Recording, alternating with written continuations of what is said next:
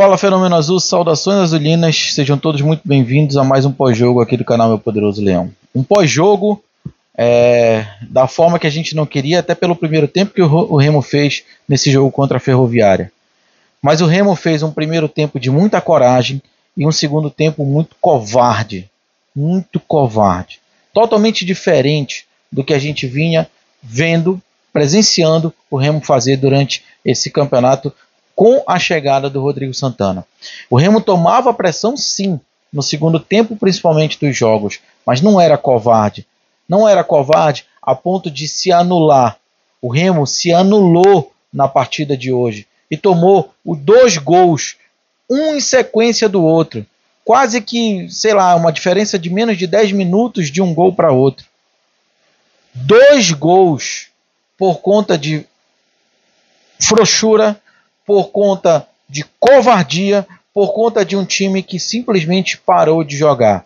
Um time que simplesmente esqueceu que com a vitória estava chegando à 7ª colocação na tabela, entrando no G8 de fato, e que agora permanece com essa derrota. O jogo ainda não acabou. Já estou fazendo vídeo antes do jogo acabar. O jogo ainda não acabou, mas com essa derrota está permanecendo na 10ª colocação.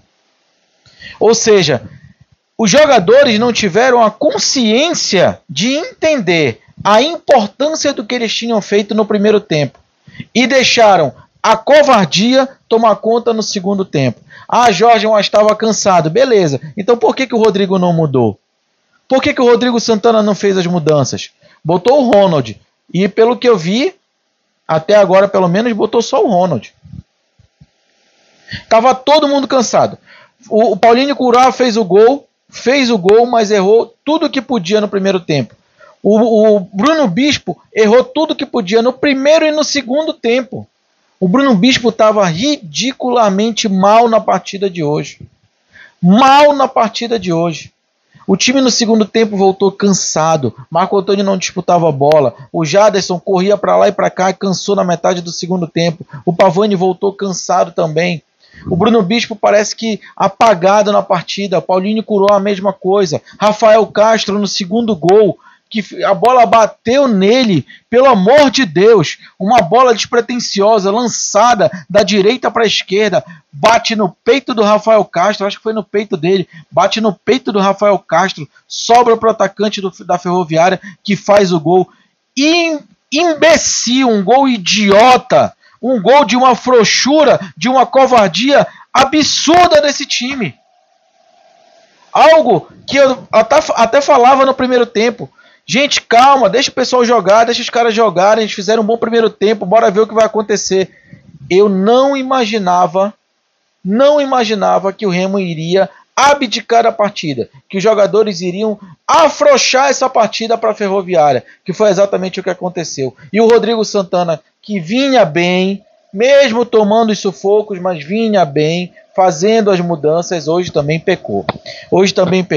Ou seja, um segundo tempo de um apagão total, por parte do técnico, por parte dos jogadores, por parte de todo mundo.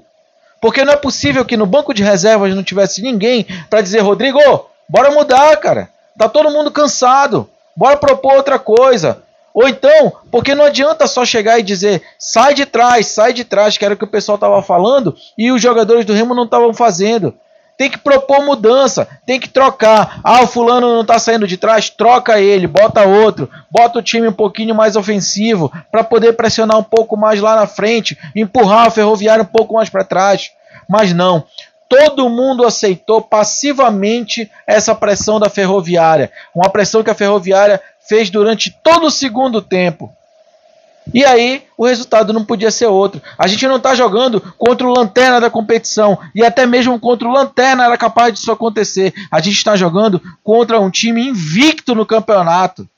Um dos 2 times invictos na temporada, os 2 únicos, Ferroviária na Série C e Manauara na Série D.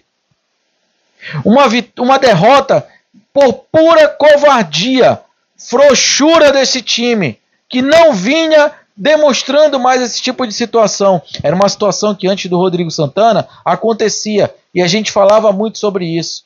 Mas hoje hoje foi frouxo e covarde no segundo tempo. Covarde no segundo tempo. Porque a vitória estava na mão. A vitória estava na mão. O Remo estava fazendo frente à Ferroviária. Tranquilamente. Tranquilamente. Se no intervalo percebe que o jogador já está cansado, não volta com ele. Troca no intervalo. Mas nem isso foi feito. Os mesmos jogadores que estavam no primeiro tempo voltaram para o segundo tempo e cansaram. Não correram, não combateram, não foram para cima. Não fizeram o que tinha que ser feito. O Remo deu os gols para a Ferroviária. O Remo entregou de bandeja essa vitória para a Ferroviária de virada. O que deixa com mais raiva ainda é o fato de ser de virada. A vitória estava aqui, ó, na mão do clube do Remo. E é sempre assim. Quando o Remo tem a vitória na mão, ele joga ela fora. Ele entrega ela para o adversário. Toda vez que o Remo precisa correr atrás do resultado, o Remo corre. Mas toda vez que o Remo tem isso na mão, ele entrega. E isso é covardia. Covardia. Isso é frouxura. E um time que quer acesso não pode ser frouxo e covarde.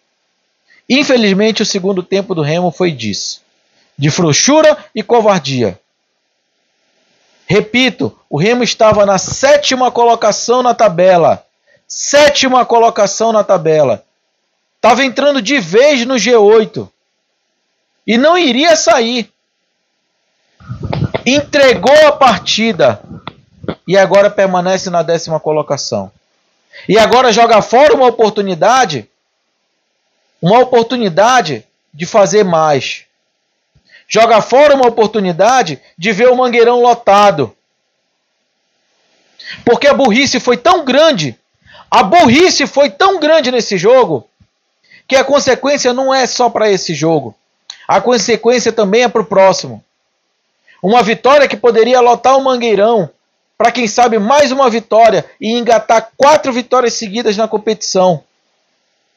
Agora virou uma derrota covarde e que vai afastar o público do Mangueirão. Ou seja, o Remo vai acabar pagando para jogar em Belém do Pará.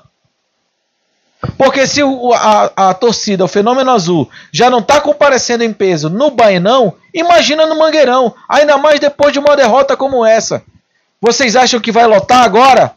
Vocês, jogadores, acham que vai lotar agora? Pois não vai. Aprendam isso. Vocês também têm responsabilidade sobre isso que está acontecendo fora de campo em relação à torcida. E hoje foi demonstrado mais uma vez aquele Remo lá de trás que a gente não queria mais ver e que a gente achava que não ia mais ver. O segundo tempo covarde desse time. E o Remo entrega de bandeja para a Ferroviária 3 pontos. 3 pontos assim, toma, é de vocês. Não quero 3 pontos. Não quero o G8. E agora? E essa briga pelo G8? Que já estava difícil. Que já estava complicada. Como é que fica? Burrice, frouxura e covardia. 3 palavras que resumem o que foi esse segundo tempo e esse placar final do Clube do Remo.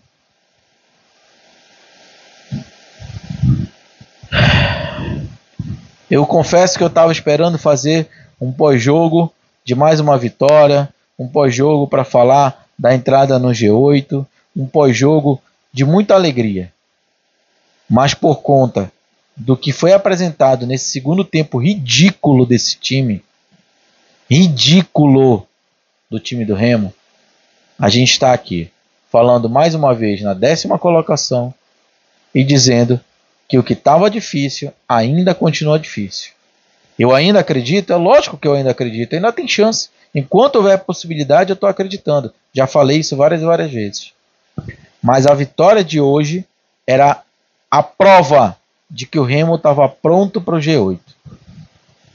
O segundo tempo de hoje é a prova de que o Remo não está pronto para o G8. É isso, gente. Eu vou ficando por aqui. Muito obrigado por tudo. Peço a você que está aqui no vídeo até agora, que ainda não é inscrito, que se inscreva no canal, que acione o sino da notificação. Não esqueça de deixar o like no vídeo, que é muito importante. É isso. E vamos ver o que vai acontecer agora. Ainda tem jogo aí para acontecer da rodada.